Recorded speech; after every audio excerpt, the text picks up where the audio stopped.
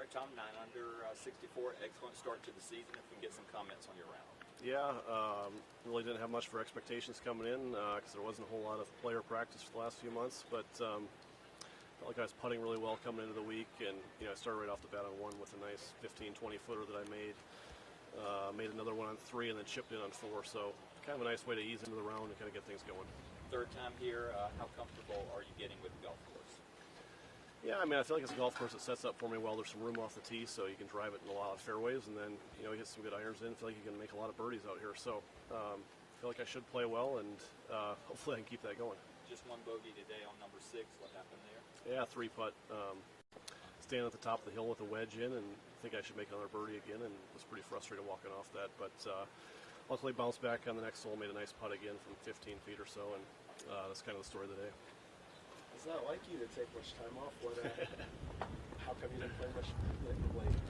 I played all the way through Mexico first week in November, and then was just at home, and we had our first child early December, so kind of forced time off. But what I feel like with the changes of the schedule, last year was a lot of golf from now until the Tour Championship was crammed in there pretty tight, so I felt like I was pretty burned out at that point and needed a little bit of time away.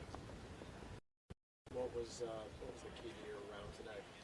I would say putting. I mean, make a few of those early on, chip one in on 4 from a kind of a tough spot, and just kind of freeze you up. And you're in Maui, kind of just no expectations, just let it go and see what you can do. Feels a little windy right now. How was it this morning, and do you think was maybe a little bit of an advantage to go early today? For sure. I mean, we had a few holes where there wasn't a whole lot of impact from the wind, but by the time we made the turn, it came up pretty strong. So getting some greens like 10 and a few of those in the back 9 that are very exposed. Even those tap-in putts get pretty difficult, so you got to be pretty focused out there. With the way Lahaina's kind of bouncing back, what are kind of the difference between your observations from last year and the way things were, just 5 months or so after the fires, and where we are now?